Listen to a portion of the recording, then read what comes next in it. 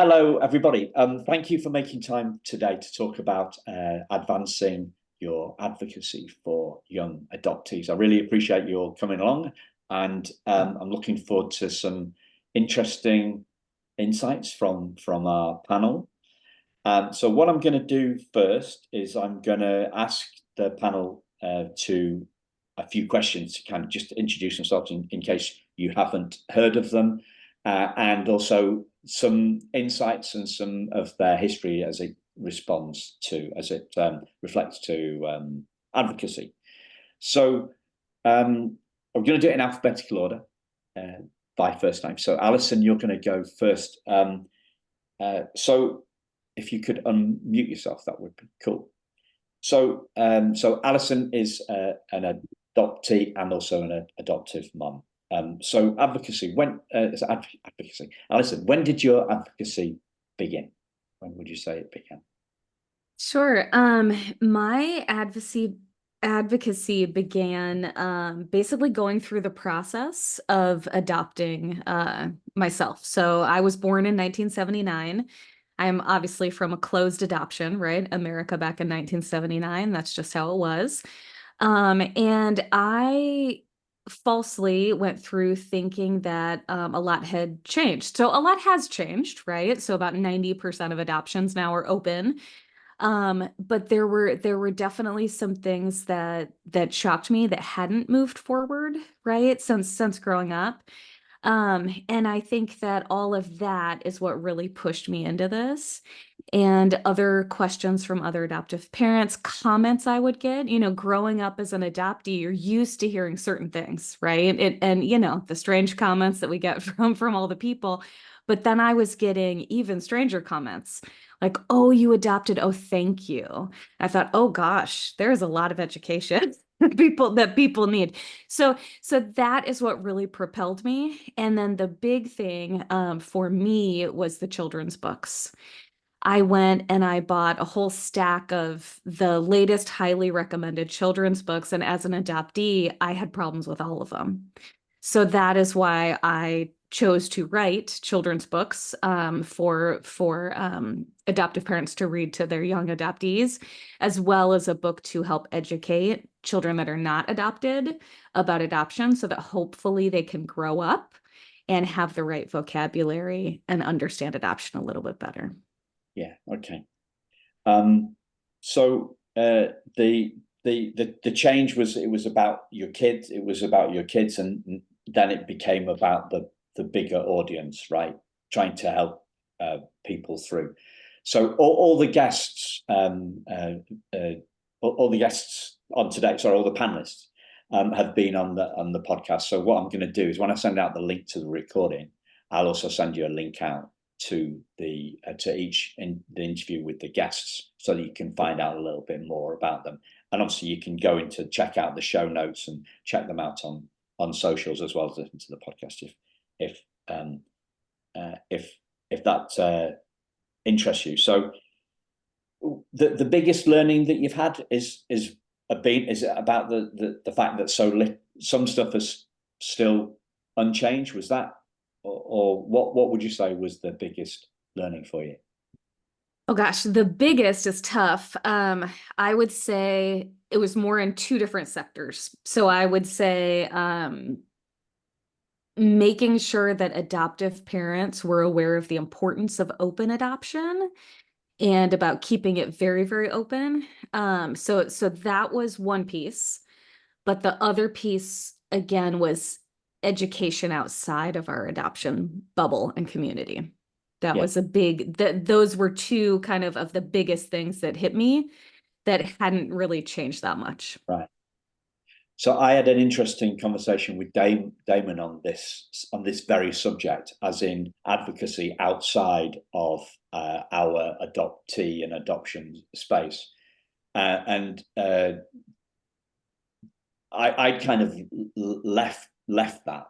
I decided to kind of park that, and Damon's kind of made me realize that perhaps I need to adjust my approach here, right? So I think where they have their stuff to deal with, right? And how have you found the ease of doing that? Uh, well, How receptive? yeah, it's very difficult to educate adults that may not realize they need education in a certain area. So where I went with it was educate the children.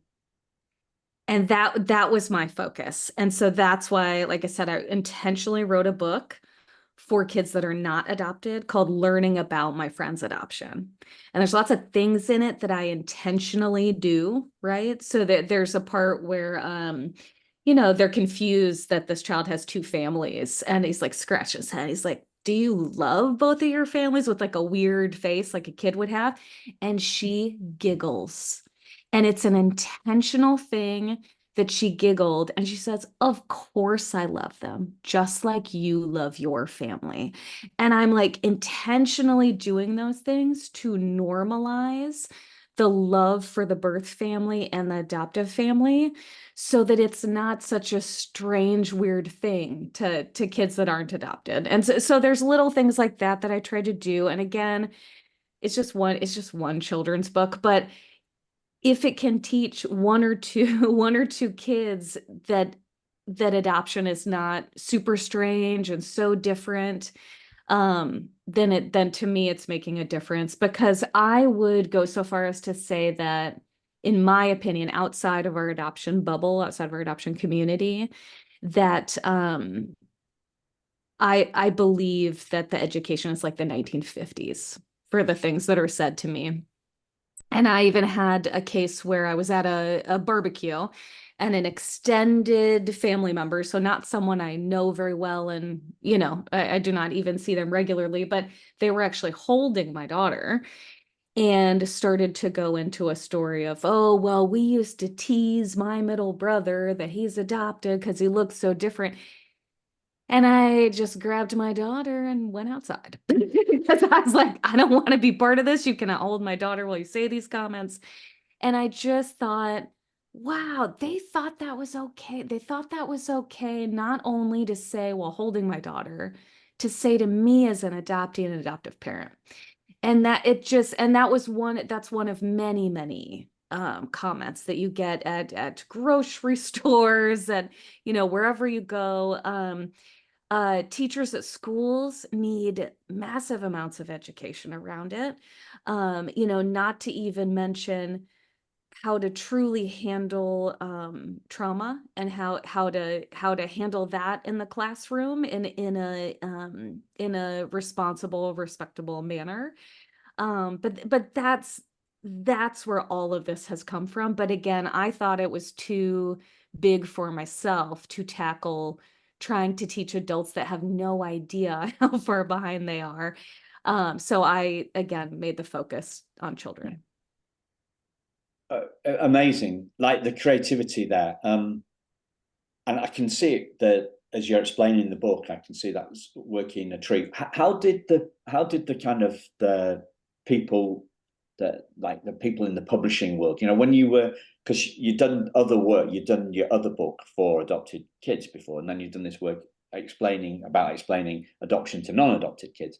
How was the reception from the people in the trade, shall we say, or the people that you went and when you did your PR, and how was that? Um, I got a lot of positive feedback. The ones to me that mean the most are adoptees that read it and birth families that read it. I get a lot of birth moms that say, wow, thank you for illustrating me. Right? Like, to have the birth mom be a major character in the book and be illustrated and be represented as a beautiful, loving woman. These were things that just weren't in children's books before. So to me, those are the biggest pieces when you get those comments, right? And people that are like, wow, my story is finally in a book. Those are kind of the components, and then getting to talk about it and getting to talk about different components. There's one thing. So my illustrator, her brother's adopted. That was important to me too. that it was someone that understood adoption, because there's so many complexities and feelings and sensitivities that I didn't want. Yeah, I wanted to be able to say something like, I want her face to show relief, but not happiness, but not sadness, and be able to reflect that emotion back in the imagery. But the one thing that she did, that she threw in, that was very, very special to me, was that the birth mom has a special color, like everybody wears the same color like throughout the book, right? So the birth mom wears pink, the adoptive mom has yellow, the adoptive father has blue, and you notice the child always wears each of those three colors throughout the whole thing, to show how important each of them are to the life and to this individual as the adoptee. So those are my things, and the reactions have been have made it worth it, right? Like that's why I'm doing this, right? And I would say in the industry now, I intentionally self-published because I know someone who is a published author, and they have the right to pull your book down off the shelf at any point. And mine is here for education. Mine is not here to make money. So so that's why I intentionally went down that route. Okay. Thank you very much, Allison. And I didn't watch the time there, so we just got into it. So I'm going to move on. Thank you very much, Beth. So Beth is an adopted mum, and she's a podcaster, right? So I met Beth through the Unravelling Adoption podcast. I know you're doing some great stuff. So Beth, where are you? Are you there? Can you? I'm right here. Can you see me? Oh, right. Yes, it's worked. It's done it this time. Brilliant. Done speak of you. So, when did your advocacy begin? Because Joe is he late teens now? Late, yeah. Yeah, my son. I'm an adoptive mom. My son is 20. He's 20 now, right? Yeah. So yeah. So I adopted him 20 years ago from Japan, and I didn't know anything about adoption at that point. I was infertile and just went from one thing to the next, and adopted him and thought, okay, we're good to go. And I was pretty clueless and naive and uneducated about everything adoption related. And I did some pretty big blunders along the way that now looking back, I wish I would have done differently. But it was in 2019 that my son had a major mental health break, and kind of everything turned around at that point. We had to switch our focus, and luckily an adopted person I knew said, hey Beth, isn't Joey adopted? Maybe you should go read The Primal Wound. Maybe you should go talk to this adoption therapist over here. And I was like, really? His adoption would have anything to do with any of this? And in addition to his suicidality, he also has struggled with substance use disorder since he was about 12 or 13. So it's been a big roller coaster, but the things that I have learned through, The Primal Wound and many other books and documentaries and podcasts like Simon's and Damon's, and listening to adult adoptees, in 2021, my son and I started a podcast. It used to be called Safe Home Podcast. We started it to help other families that were struggling with substances or with mental health issues. And adoption was kind of in there, kind of in the mix. But in 2023, I switched the title and switched my focus to all be about adoption. And underneath that, of course, is mental health issues and addiction, because they're so prominent in the adoption space for all involved. But I'm really trying to help educate adoptive parents and the wider community, therapists and teachers and other family members, about some of the risks that our adopted kids have that I didn't understand at all when he was littler. So he's still very much on board. I invited him to come today, but it's 9 a.m. here. That's early for him. And but he's on board, and he and I are writing a book about suicidality and adoptees, and very passionate about helping other families and especially adoptees, and elevating adoptee voices in the process. Yeah. So what would you say has been your biggest learning to share with people who are looking to do more advocacy of themselves, for young people themselves? Yeah, Yeah. Well, there were the big learnings like learning that adoptees are 4 times as likely to attempt suicide. That was something I wish I had known. So there's certain statistical kind of things I wish I had known facts. But the biggest learning has been my own personal growth journey. For a while there, I just tried to fix my son. He didn't like that at all. And it was like chasing him around. It was not fun for me either. And when I released that impulse to try to control him, to try to fix him, to try to make him my project, when I started releasing that, I'm still working on this, and started turning the focus on myself, that's where the real learning began. All the grief that I had about my infertility journey, my own attachment wounds. I'm not adopted, but I have attachment wounds. I had neglect as a child, and foster children in the house, and it continues to be a very big learning curve for me to try to figure out who I am and how can I be a better parent, instead of trying to just fix my son. So it is that lifelong learning for all of us. Big thing for me last year was we were looking at healing on at least two levels. So I'd only seen it on one level before. But last year I saw it on 2 levels in terms of psychologically we'll be healing forever. And underneath our psychology, there's that essence of who we truly are that was never wounded, that consciousness space, that spiritual essence. So one bit isn't wounded, but the psychological stuff would be learning that forever. And we're working on a post-traumatic growth framework, a growth and transformation framework, and it's got 5 levels, right? So it's got the psychological that we all know and love or not, and then it's got the emotional.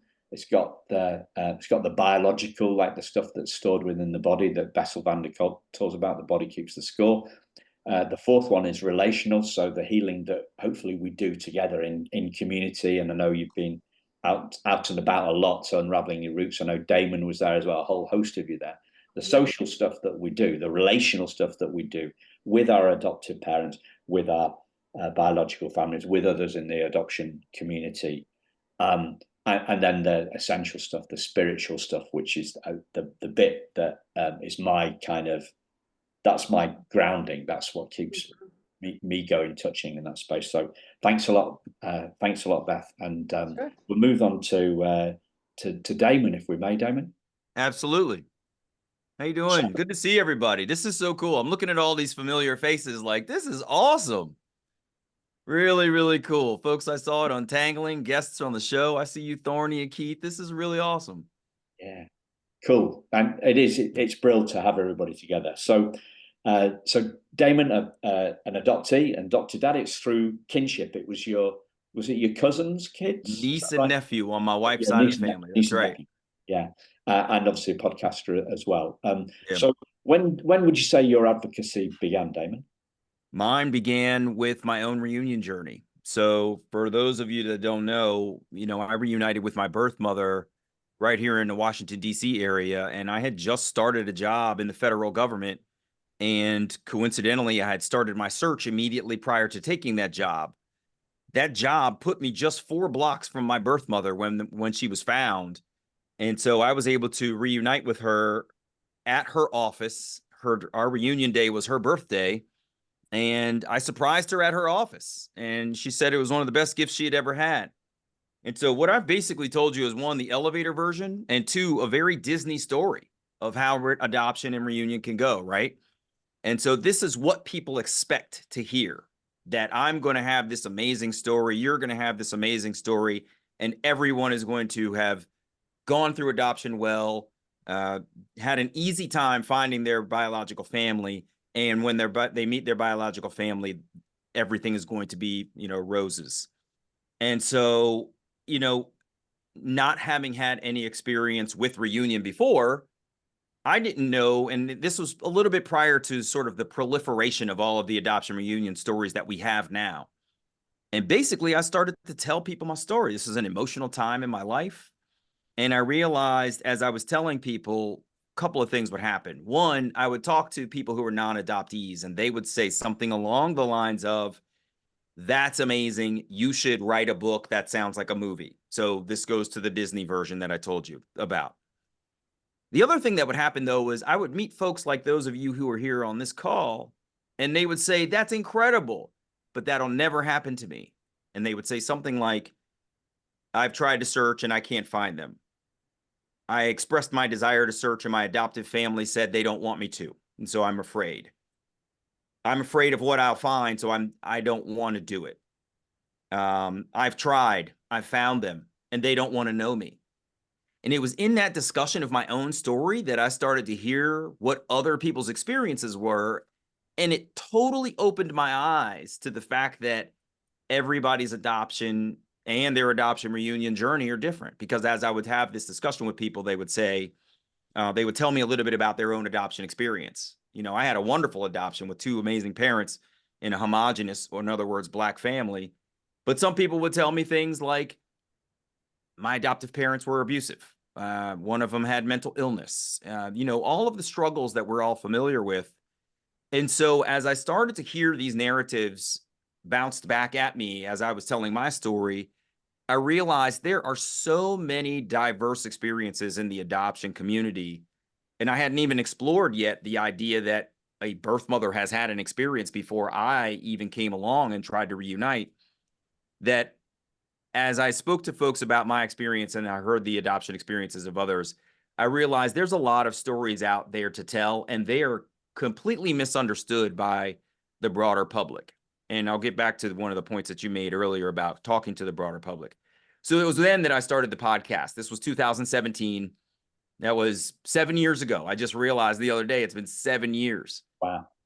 230 plus episodes. And, you know, to get to one of the questions I anticipate you asking me in terms of lessons learned, there is no biggest lesson because it's all one big, huge lesson, if I'm honest with you. If you think that I was, you know, sort of carrying one ball that I thought adoption was, it's that ball has just expanded. It hasn't just gone out in one direction or another. The entire body of knowledge of what adoption means to me, to my adoptive parents, to my biological parents, to the community, what we know about legislation and common tropes about adoption, social norms, biases, and stigma. I mean, it's just the entire ball of what I understand adoption to be has gotten huge. So I guess I'll say one more quick thing, Simon, is you talked a little bit before about the notion of us getting outside of our circle here. And I think that's incredibly important. And I'm so glad to hear that you say that our conversation was influential on your own approach, because what happens here, I bet you if we went around just real quick and did an intro, there's probably not anyone here who could say, I don't have a connection to adoption. And therein lies the problem. We need allies in order to help us to change policy, in order to help us change perception, in order to help us to feel supported. And we're not going to do it if we're sitting here talking to each other in concentric circles of the same people, right? I started with saying I see a lot of familiar faces, and it's wonderful and I love it, but we're also talking to each other. So I would encourage all of you, if you're comfortable sharing your story, to find the TV shows, the podcasts, the vloggers on YouTube, the bloggers online who are talking about, when they say things like, I talk about the hard stuff, that's an open invitation for you to go and tell your story about adoption, because they've probably talked about other things, suicidality, drug addiction, and other things. It's a perfect opportunity for you to take the adoption narrative from your perspective and introduce it to a new audience that's not going to just be the people that you see on this screen. Yeah. Fantastic. And I think we've all got to do the bit that where we can, right? So I was just on a Zoom call with an attachment charity, a charity that's all about attachment in Scotland, and they're doing work in schools, and they're trying to engage with schools and parents and adoptive parents and the whole thing. So that was an area that was an angle that came up for me. And I guess with doing these webinars, I'm just trying to share, to give people a platform to share what they've learned, and then hopefully we'll all go out and we'll make our own the difference that we can in the way that suits us, right? So Allison was talking about a book for kids who are non-adoptees, to explain adoption to them. I'm going through that route. We have to figure out the roots, or figure out the route or roots that I kind of we can try, right? There are no silver bullets here, right? It's just a series of experiments. I'm doing a series of experiments. My podcast is an experiment. These webinars are an experiment. I'm just doing what I can, what occurs to me as a possible idea that can help this stuff and can broaden it out. Excellent. And that's why one of the reasons I started doing the advocacy webinars was because of what you said about let's stir this all up. I was feeling too narrow, and that's the learning, right? That's the learning moment. That's when the penny drops. My sister, penny, but that's when the penny drops, when we have an insight, and I'm trying to just create more opportunities for insights. Yeah, I'm with you. It's funny. I had a interesting moment of revelation myself. So, I'm doing this podcast, rolling along. I've got adoptees coming at me, wanting to share their stories, and it's amazing. And all of a sudden, I start getting birth mothers reaching out to share their story. And I'm thinking to myself, I'm not a birth mother. Like, why would you want to talk to me on this show? But then I said, you know what? I've got a platform. Somebody out there trusts me to help them share their story. Let's do it. And it was incredibly eye-opening for me. As the interviewer, I get to ask the questions. So I get to satisfy all of my curiosities. And you hear it when you listen to my show. I'm super interested in the story of how I and this other person got to this point where we're now talking. And it was incredibly eye-opening to me to hear birth mother stories, both from the perspective of what they had been through and what it allowed me to empathize with my own birth mother on. And so I've started doing more and more birth mother stories. I try not to do a whole lot of them, and I will admit I don't get a whole lot of requests. But when they come in, I say, you know what? It's important for all of us to learn from each other and empathize as hard as we can. And so far be it for me to deny somebody who wants to come on the show and share that version of themselves. So it's another version of not talking in concentric circles, right? And didn't you inspire a birth mother to do her own podcast? I did, yeah. So after one of I think it was either my first, I think it was the second birth mother show that I had broadcast, I've closed the show with a comment along the lines of the following. Basically, I'm not a birth mother. I can never have a child, and I don't feel qualified to help tell these stories.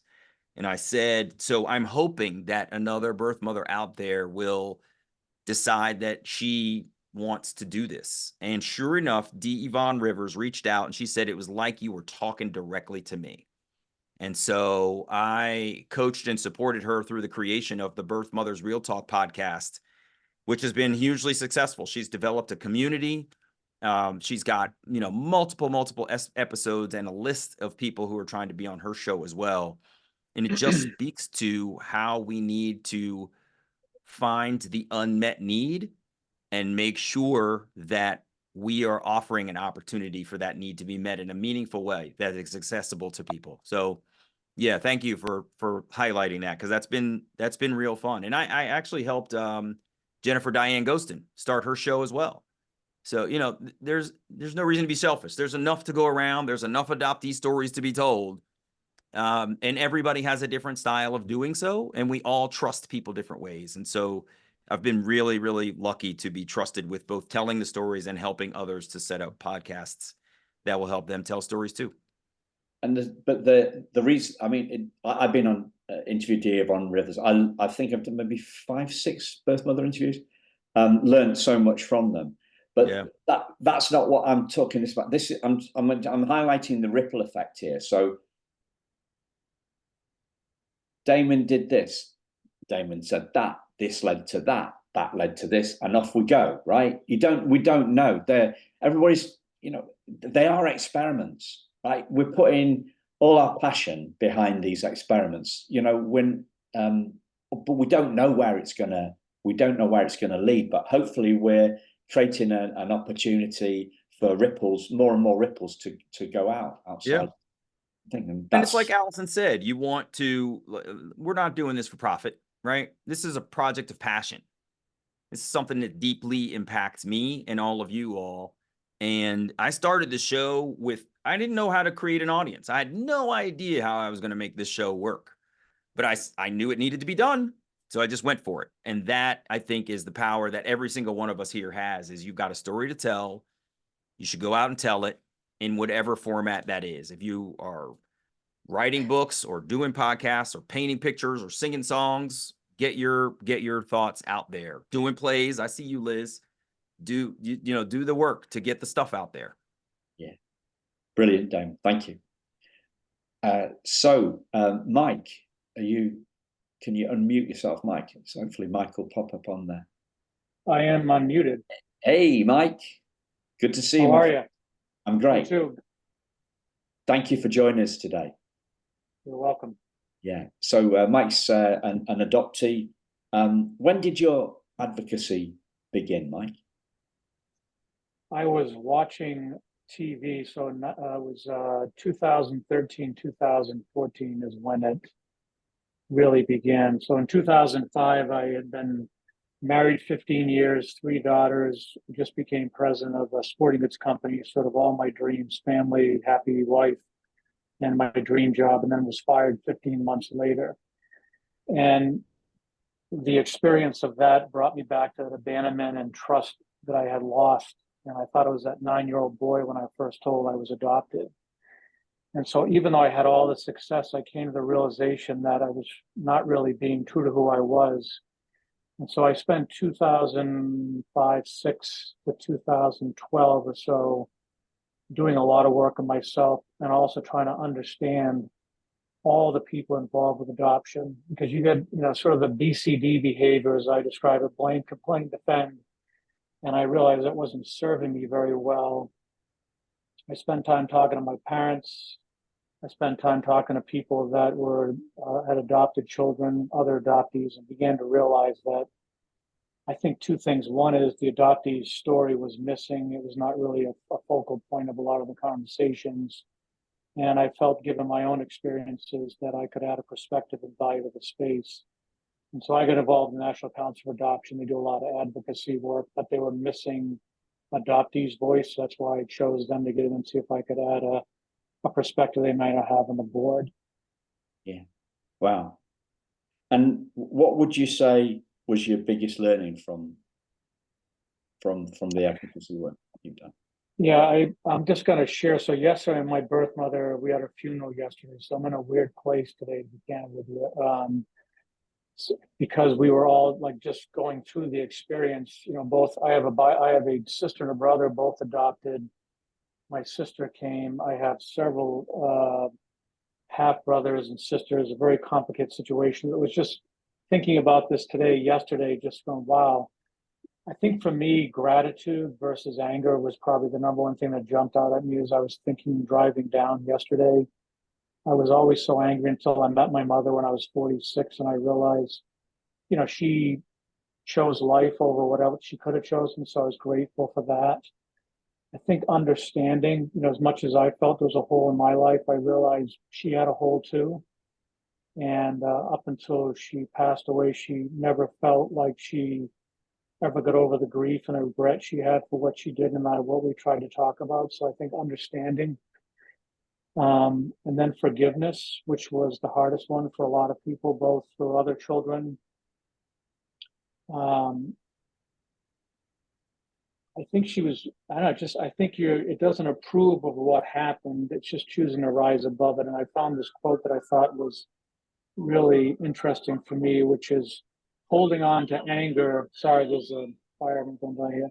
Holding on to anger is like drinking poison, expecting the other person to die. And forgiving to free ourselves was something that really took me a while. But once I met her, understood what happened, we started to build a relationship. It wasn't perfect, it was complicated. My parents, it's just a lot of people involved. So I think for me, it was just those three things: gratitude, understanding, forgiveness were really critical. So that now I can move forward and start doing things that I think will be helpful to other people going through this as adoptees. So I've been doing other activities to help. And I think what everybody else has shared so far is super helpful, getting a list of all the potential ways that each of us can continue to get these stories out there so people have more compassion, understanding for what it's like to be part of the adoption community. Yeah. Well, I mean, after a horrible day, sorry for your loss, thank you for coming on today. And Yep. we appreciate that given the tricky time that you've had, Mike. Yep. So I'm conscious of time. I'm just going to, I'll ask you while we're on, Mike, actually. Why don't I do that? So this is a question that came in by email from Diana Kaler. And she says, what has been the most positive aspect of your adoption experience? And then what are some challenges you faced as an adoptee that you think others might not understand?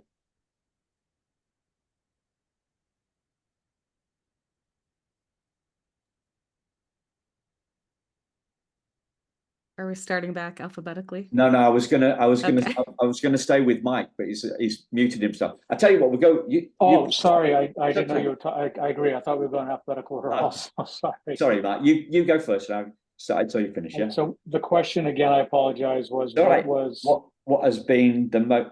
I got lots of compliments last time for organising things, but today I think maybe I've been overconfident and not been quite as rigorous as I was last time. So I apologise. So what has been the most positive aspect of your adoption experience, and what are some of the challenges you faced as an adoptee that you think others might not be able to understand?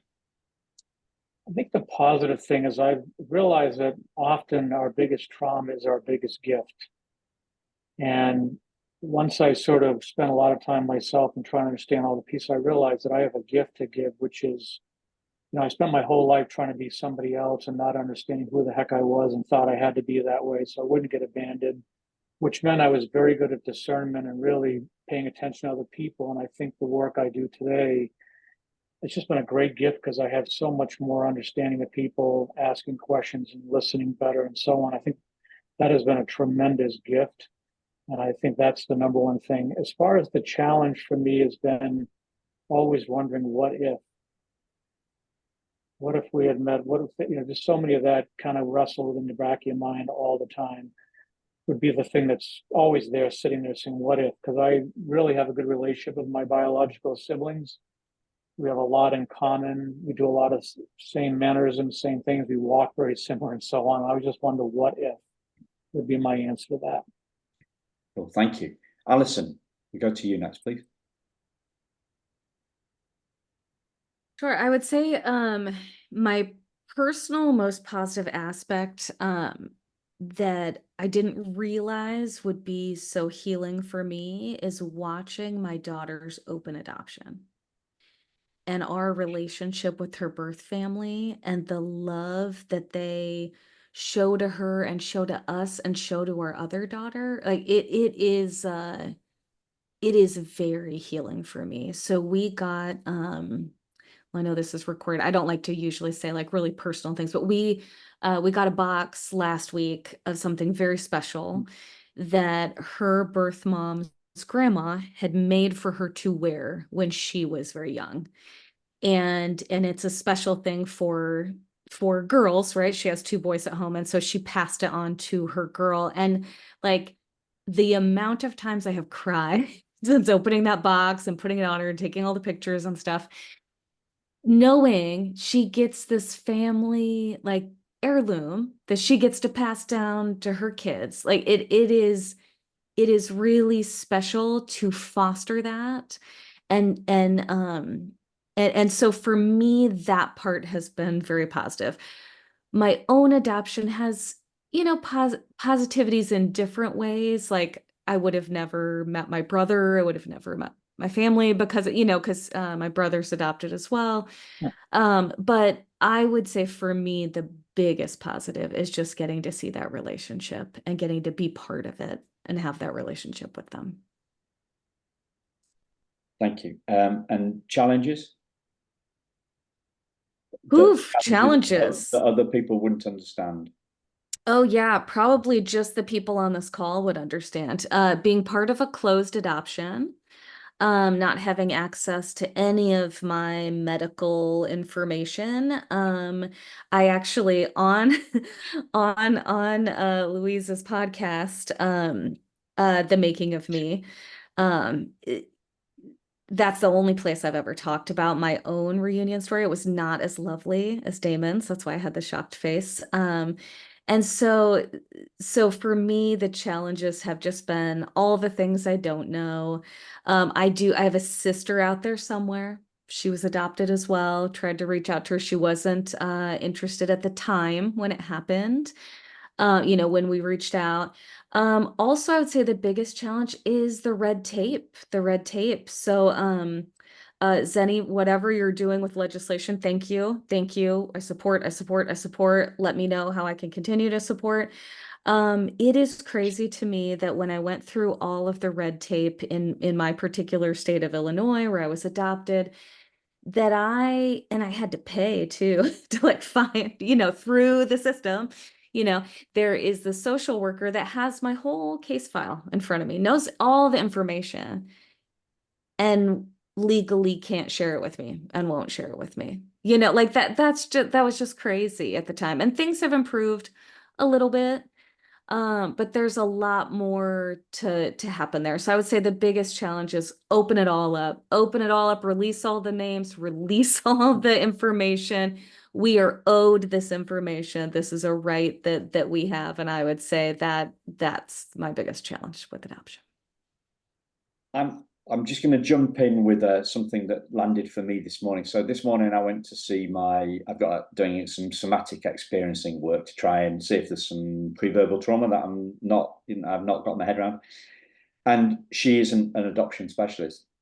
So I came up with this idea in the moment, just like some intuitive thing about how I could explain it to her, right? So I said to her, so imagine if your partner left at breakfast, right? And you moved in with a new partner that you'd never met before at lunchtime. And she was like, oh, I get it, right? So, I'm sure there's some fine tweaking that I can do for that, to that explanation. But the question that Diana's asking is, what are some of the chances you face as an adoptee that you think others might not understand?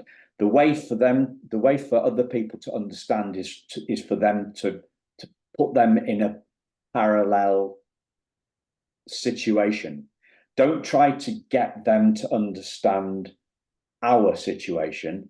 Try and get them to think, so when there's, sorry, I'm going to go into in the property shows in the UK on television, they always say that the realtor, the estate agent, always says, can you imagine yourself here, right? And they're trying to understand whether the person gets it, wants that house. So we've got to get them to, rather than understand our situation, we've got to give them a parallel. I think that may be a different way of doing it. Anyway, that was just an idea that came to me. So I think that's a wonderful analogy. And I'm seeing in the chat, there's a lot of support for that analogy too. It's very on point for how these things go, right? It's a unnatural, immediate transition that I think you've nailed in terms of that analogy. That's well done. So if you can, Simon, Yeah, Mike, come up with your own. Yeah, I'm not saying copy mine. I'm saying just come up with your own. Mike. There's a guy named Dr. Rob Shear who was in the foster care system, and he shared this story with me years ago, and it really just struck me. And he said, he goes, Mike, how do you think it feels when you walk into someone's house for the first time and you have to use their soap? Well, it was just, I don't know, it just struck me as like, wow, he's like, that was his biggest thing, the walking and using someone else's soap.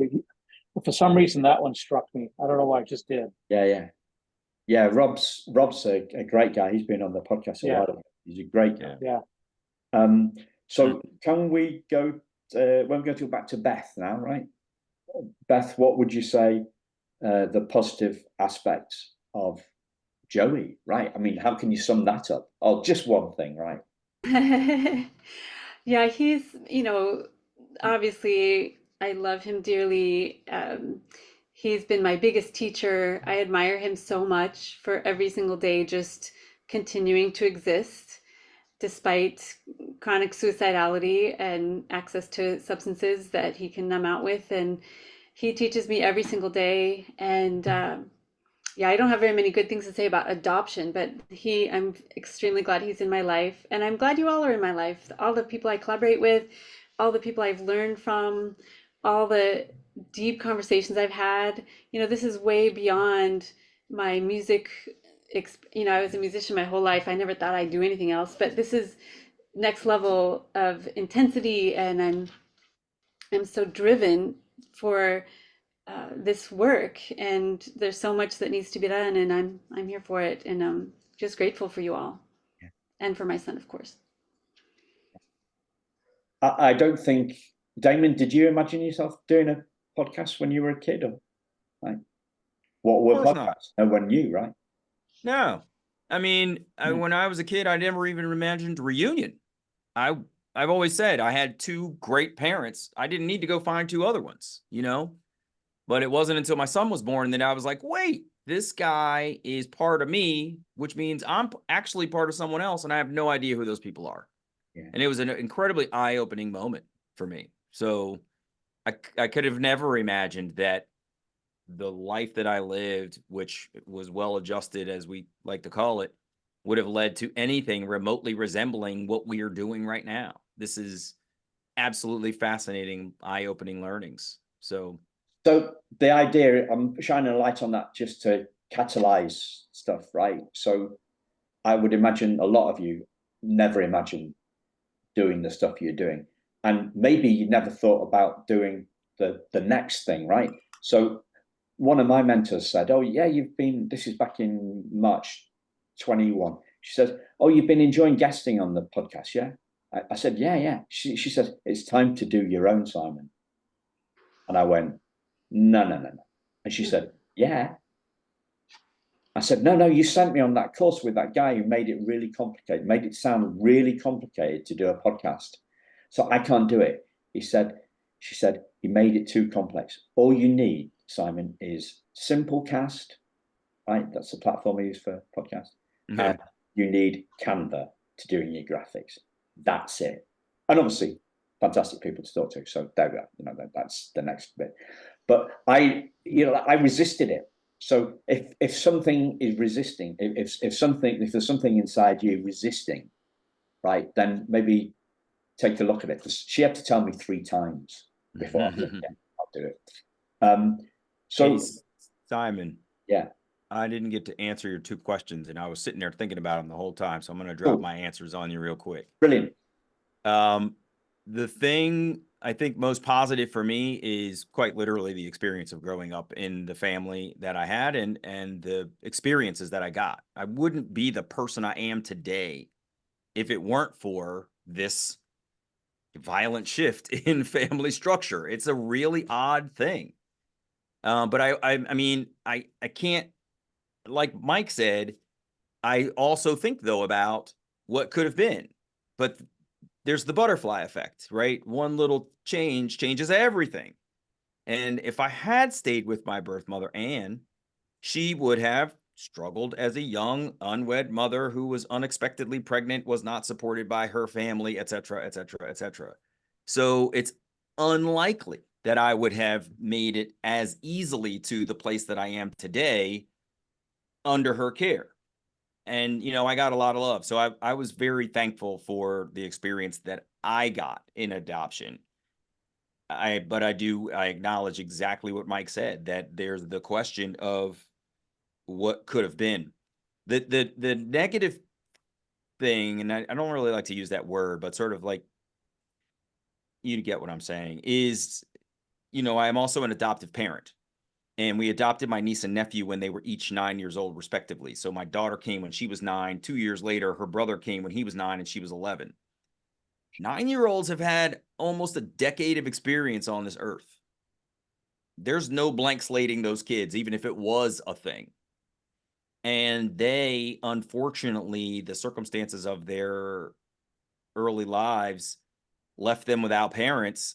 And so that also left them without any attachments, and an inability to attach, and an inability to accept the love we tried to give them, and the resources and the therapy and the schooling.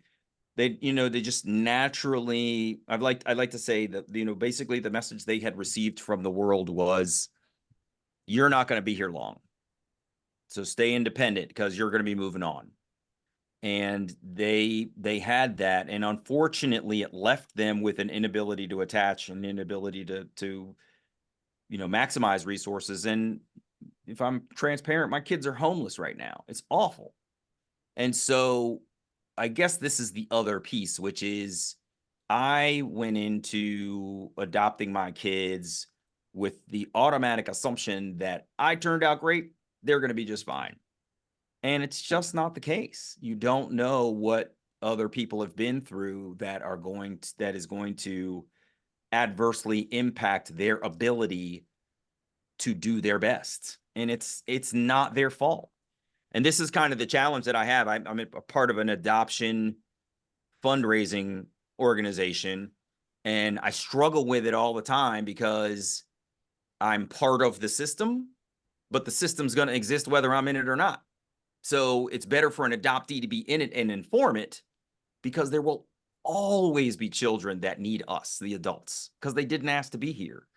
So these are some of the challenges that I think about in adoption is, you know, the fact that because I'm adopted, I felt like my kids would probably do well. Unfortunately, they could not, but potentially better than they would have before. And I struggle with, for lack of better words, the system. But not having our voices in it is also a huge problem. Wow. Thanks, Damon. I want to go to another question. I'm going to ask you this one to you, Beth. Actually, if I may, you may unmute yourself. Thanks, Damon. You start. So let me just see if I can get. Can I get Beth? Can I get Beth? Yeah. I'm here. Okay, Beth, right, okay. So this is a question from an adoptee called Kelly Lawton. How do we advocate for young adoptees when their adoptive parents are deeply fogged, i.e. they think adoption is win-win? I have a cousin in my adoptive family, for example, who has adopted a child, and I've tried speaking with her and even gotten her a book, but she doesn't seem to be very curious or open to learning about the trauma of family separation. Tricky. So what would you say? It's very tricky. I don't have like a brilliant answer to this giant problem, but one thing that came to mind is that somehow in the adoption community, we need to create spaces where adoptive parents can ask questions, can seek answers without getting completely beat up. Because when we get beat up, most of us run the other direction and like, forget that business. That's ridiculous. I can't be beat up like that. And I understand the anger, so I'm not telling adoptees, don't be angry. Do not, I'm not going to go there for sure. I understand the anger completely. I'm totally on you guys' side. But I think that there needs to be more spaces where adoptive parents are able to come into the conversation. And I went to a conference last year, and they had color coding on the name tags. You had to either be an adoptee, a birth parent, or an adoptive parent. And so, a lot of people are 2 or 3 of those, so I didn't know what they did, but you had to pick one color. And the lady handed me my whatever color my adoptive parent badge was, and she said, "Wow, you're brave." And that's not cool. I mean, I'm brave enough to go into those spaces, and I get beat up, and I just keep going. Like, whatever, my mission is stronger than whatever personal attacks come my way. And mostly it's online anyway. Everyone was nice to me at that conference, but can we create spaces where adoptive parents don't have to wear armor to come in to hear these truths from adoptees? I don't know what that looks like. I'm trying to create more collaborative spaces with Unravelling Adoption. I'm trying to create places where adoptive parents can dip in safely and get information, but it's something I think the whole community can really consider. Are we making this a place where adoptive parents really can learn? Especially adoptive parents that are completely quote unquote in the fog. There's a lot to learn, and it's a tough pill to swallow. I'll tell you, as a parent of a suicidal kid that doesn't want to be here, the guilt and shame I have of participating in this adoption world is intense. And, it takes a lot of grit and persistence and sitting in that difficult situation to kind of get through it. So what can we do as a community to help adoptive parents to find those answers? Yeah, let me jump in real quick, Simon. I'm so glad you said that, Beth. This is a really important point, because this again goes back to the concentric circles. If adoptive parents are left on the outside, they're never going to hear what's said on the inside. And you're right that those who choose to have a right to some level of anger, but also you got to remember how your message is delivered. Anytime your parents shouted at you, you never heard what they were saying. Yeah. Message is lost. So it's important for us, even though you may be angry, hurt, irritated, feel your senses of loss and all of the feels, it's also important for us to take the deep breath, realize where this other person is coming from, or try to empathize with why they may be ignorant of a certain situation, right? Because this is new to them too, right? And so it's important for us to teach the lessons from a place of being a teacher and accept that you have to be the teacher. A lot of people say, I don't want to be the teacher. You should just know that. Well, think of how many things in your life you should have been expected to just know that you didn't. So now take a look in the mirror, and when you talk to an adoptive parent or whoever else is curious, take a moment to not jump on them for their anger, but recognize that they just don't know. And so it's important for us to hold space for people to ask questions and then answer them in a way that they can receive your answer and not feel attacked, because then they can walk away and think about the answer and not how pissed they are at you yelling at them. Do you see what I mean? So I'm glad you said that. Can I add to that as well? I want to give space too for adoptees that are trying to find their own space. So some of these Facebook groups, they are a safe haven for adoptees. And the adoptees, the adoptive parents that join are like asked 3 to 4 to 5 questions that make it clear this is an adoptee-centric Facebook group. So I guess what I'm trying to say is do what's best for your own mental health in that, like to add on to Damon's, because I agree. So there's some people that are in a place like that. When I go on podcasts, that's what I'm saying. I'm trying to educate adoptive parents in a voice they can hear that hopefully makes a little bit of a change.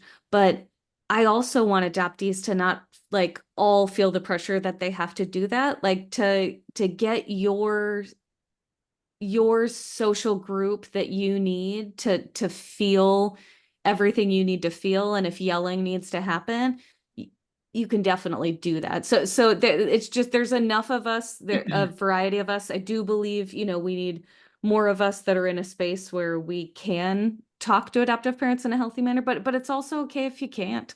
I don't know. I just wanted to give that because I know that a lot of adoptees are really hurt. And so I just want to give them space to feel that. And in whatever bubble, and if somebody maybe walked into the wrong bubble, like they'll learn they can walk out, and then they can talk to other people that maybe or where, you know, Damon and I might be at, where we could talk to them in a different manner. So that's the only thing I wanted to say. Yeah. Yeah, I'm with you. But I was at a conference recently, and I watched a guy. It was a writers conference. And so I had been telling this guy my story, and another adoptee was sitting on the other side of this person I had been telling my story to. And he was so interested, completely unattached to the adoptee community. And he asked a pretty innocent question of the adoptee next to me, and the guy dove down his throat. And I was just like, we just lost one right there. And that's what I'm talking about, is he could have expressed himself in a way that was both forceful and meaningful, but not as angry as to turn that guy off. And I hope that my conversation with him will have balanced that experience. But that's what I'm alluding to, is you can express all of your anger, but it should be in a way that is not going to close the ears of those who truly need to listen. Okay, thanks, Damon. I'm just going to finish off with a quick question from Mary Payne, adoptee and adoptee advocate. Great website, by the way, Mary Payne. Got some real free practical things that you can do. So check out Mary Payne, adoptee and adoptee advocate. Put that into your Google. Really clear, 3 things that you can do. So can anyone on the panel identify some Facebook, Instagram, or book talk groups where younger adoptees hang out? As an older adoptee, I don't know. Don't know. The only one that I had was Adoptee Mentorship, that's run by Angela Tucker. It's really good, and they send out different monthly boxes. Yep, thank you, Beth. They send out different monthly boxes. They have different, depending on where you're located, different support groups, and they're junior high on up, so I mean, so that's what I would suggest. But I don't know, we've also got a lot of experts on they're even just like watching us on this call that could jump into. Yeah, good question. Does anybody else know? Anybody else? For Black adoptees, it's in the chat. I can't open it up at the moment. The one I came to mind, Jessica Lucerie, right? It's spelled Luciere. Jessica Lucerie is an adoptee who works at Spence Chapin in New York, I think, definitely East Coast, and she does she's an adoptee who facilitates some of their mentoring group for young adoptees. So that might be another place to reach out, Mary Payne. If you need an introduction, just let me know. Jessica's a great lady. Okay. Now, I've done okay-ish on time. We're only 6 minutes late, but thank you all so much for coming. Thank you so much for the panelists for sharing so openly. And I feel I finished on time last time. So next time, I'm definitely going to finish on time, right? This has just been a temporary blip. And I'll get the podcast, I'll get the video out to you all probably tomorrow, Friday. See you, Simon. Thanks for getting us together. Bye, guys. Good to see you all. Great to see you. Take care. Thank you. Cheers. Bye.